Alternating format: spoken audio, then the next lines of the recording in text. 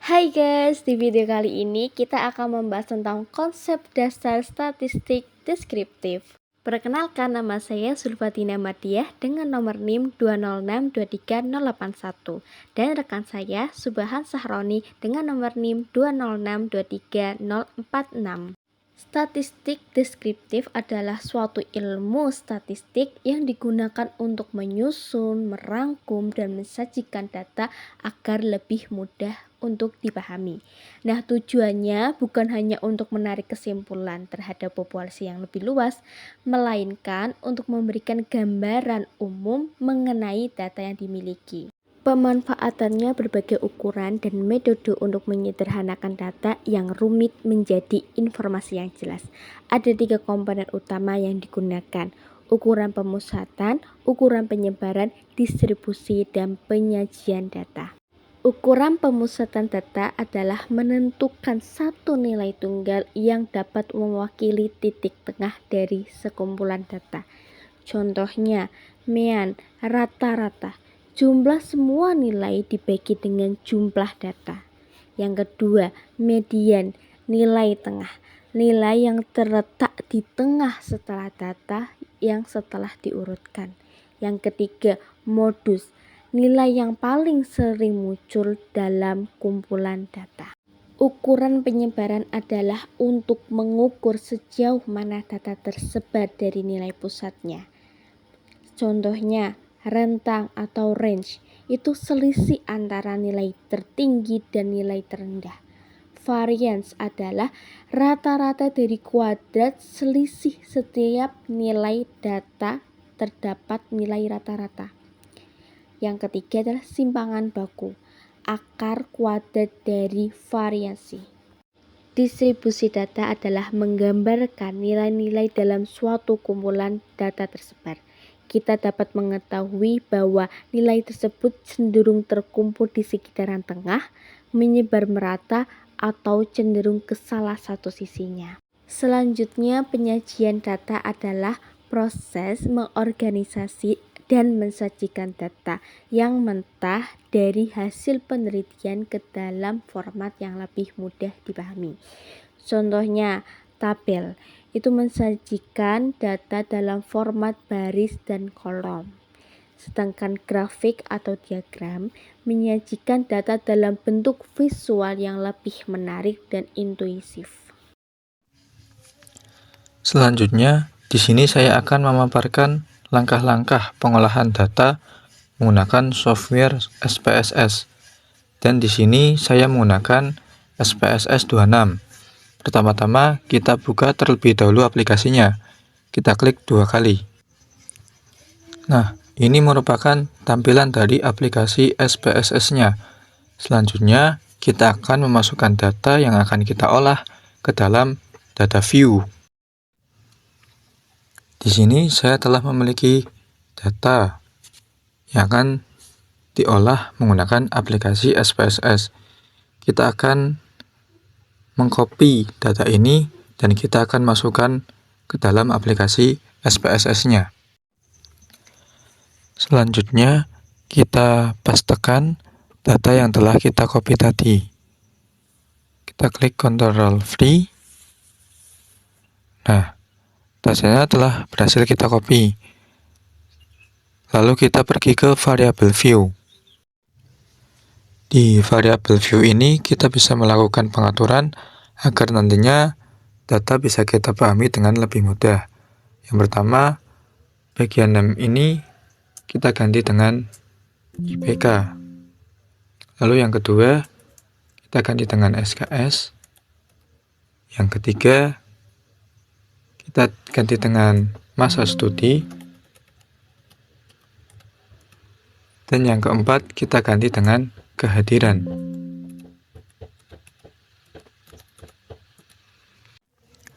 Selanjutnya, untuk bagian desimal, kita ganti SKS dengan 0, masa studi dengan 1,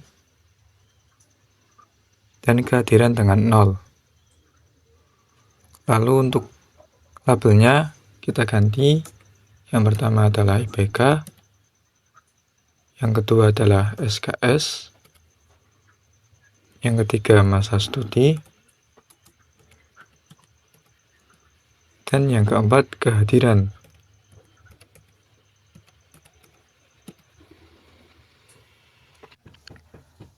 Setelah itu kita kembali ke data view. Nah, selanjutnya kita bisa melakukan analisis statistik deskriptif.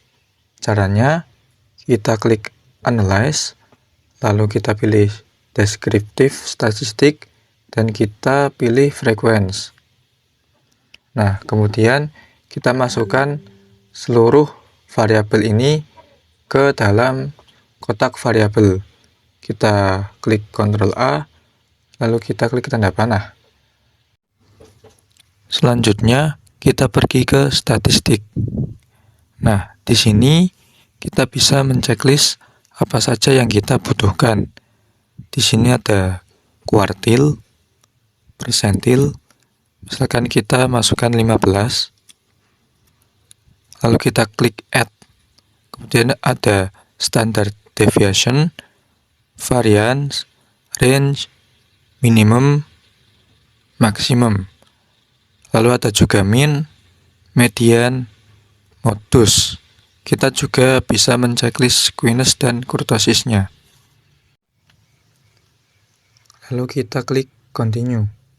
Nah, kemudian kita pergi ke chart untuk memilih grafik yang ingin kita tampilkan. Misalkan kita di sini pilih histogram dan kita klik show normal curve on histogramnya. Kemudian kita klik continue, dan untuk bagian display frequency table ini bisa kita unchecklist, lalu kita klik OK.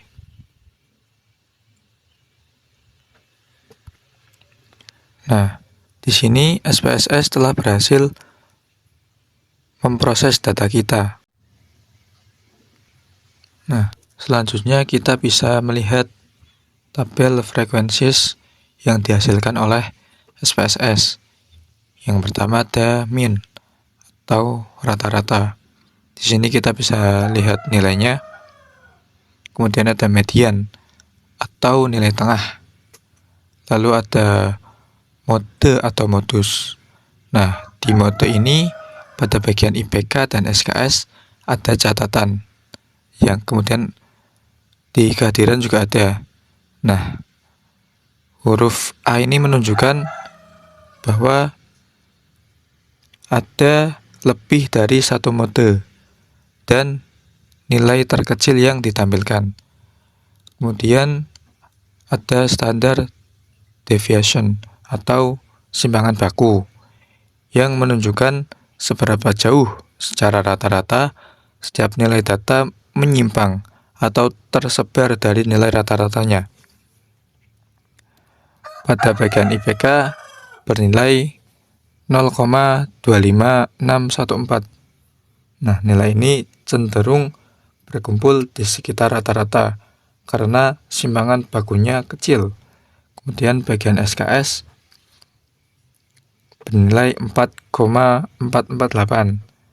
Ini juga menunjukkan sebaran data SKS lulus relatif kecil. Kemudian yang selanjutnya ada masa studi yang bernilai 0,2019. Nah, menunjukkan nilai mata studi sangat homogen atau tidak bervariasi karena simpangan bakunya sangat kecil. Lalu yang selanjutnya standard deviation dari kehadiran, yaitu 4,320. Ini relatif kecil, menunjukkan persentase kehadiran cukup konsisten. Selanjutnya ada variance. Nah, variance ini merupakan kuadrat dari simpangan baku. Lalu yang selanjutnya ada skewness.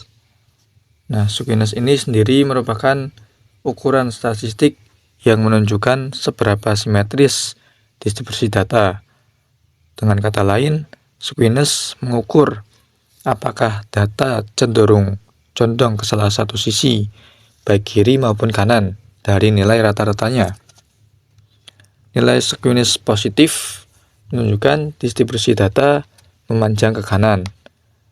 Kemudian nilai squeness negatif menunjukkan distribusi data memanjang ke kiri, dan nilai squeness 0 atau mendekati 0 menunjukkan distribusi data hampir simetris atau dikatakan simetris. Di sini nilai squeness dari IPK bernilai negatif 0,144. Nah, nilai ini mendekati 0, menunjukkan distribusi IPK yang hampir simetris atau tidak condong ke kiri maupun ke kanan. Kemudian untuk nilai squeness dari SKS yaitu negatif 0,156. Juga sama, menunjukkan cenderung simetris. Kemudian untuk nilai squeness dari massa studi yaitu 0,705. Nah, nilai ini positif, menunjukkan distribusi yang sedikit condong ke kanan. Lalu yang selanjutnya yaitu nilai squeness dari kehadiran, yaitu negatif 0,049. Nah, nilai ini juga sangat mendekati 0, menunjukkan distribusi yang sangat simetris. Kemudian yang selanjutnya ada kurtosis.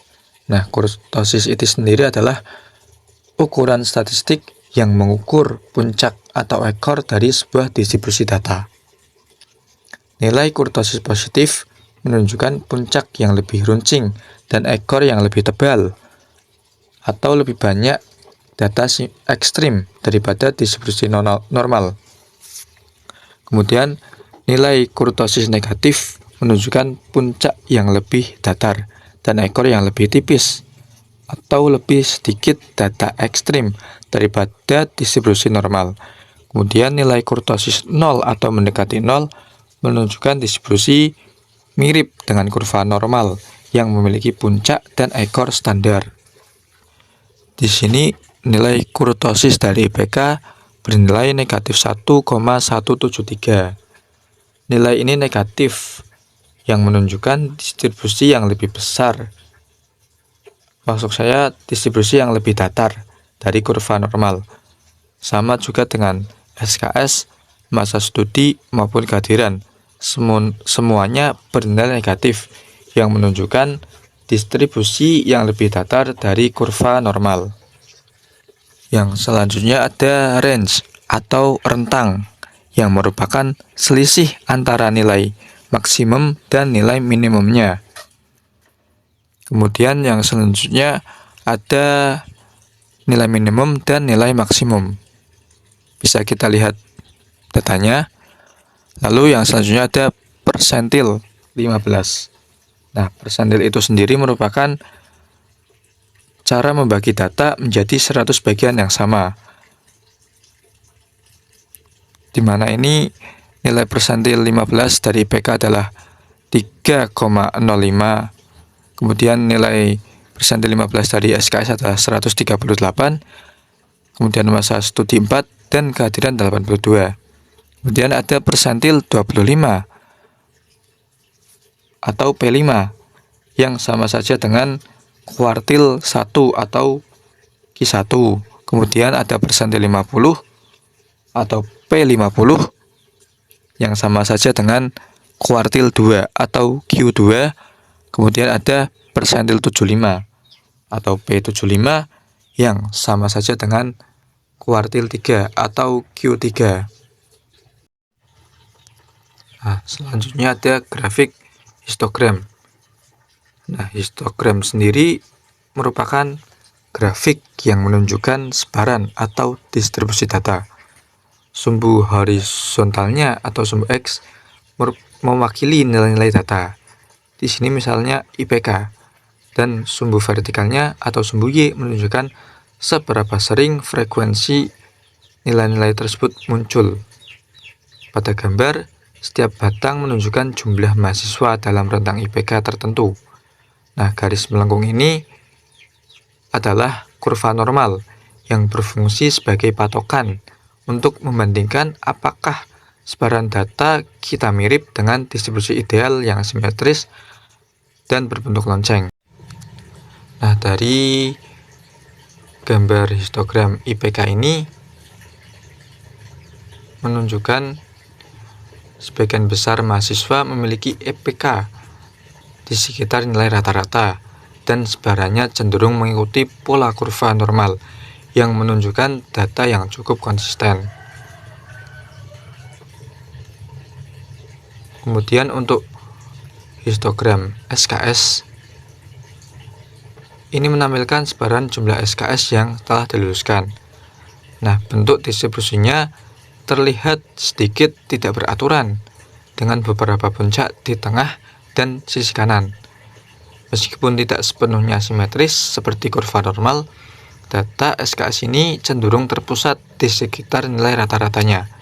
Ini berarti sebagian besar mahasiswa memiliki jumlah SKS yang mirip dan tidak ada sebaran yang terlalu ekstrim pada nilai terendah atau tertinggi. Selanjutnya ada histogram dari masa studi. Nah, kita bisa lihat bahwa batang tertinggi berada di sisi kiri dan batang-batang selanjutnya menurun ke kanan. Bentuk ini menunjukkan distribusi yang miring ke kanan. Ini berarti sebagian besar mahasiswa memperoleh nilai yang relatif rendah, sementara hanya ada beberapa mahasiswa yang berhasil mendapatkan nilai yang jauh lebih tinggi. Kurva normal yang tidak mengikuti bentuk batang-batang ini juga mengonfirmasi adanya kemiringan dalam data. Selanjutnya yang terakhir, histogram dari kehadiran. Nah, grafik ini menunjukkan sebaran persentase kehadiran. Batang-batang histogram terlihat cukup simetris dan puncak tertinggi berada di sekitar nilai rata-rata atau 86,73%. Ini berarti sebagian besar mahasiswa memiliki persentase kehadiran yang berada di tengah-tengah atau mendekati nilai rata-rata, dengan jumlah yang lebih sedikit pada nilai kehadiran yang sangat tinggi atau sangat rendah. Secara umum, distribusi data kehadiran ini cukup mirip dengan kurva normal, menunjukkan data yang konsisten. Nah, mungkin itu saja yang dapat saya sampaikan. Kurang lebihnya mohon maaf. Terima kasih telah menonton. Semoga video ini bermanfaat bagi rekan-rekan semua. Sampai jumpa pada video-video selanjutnya.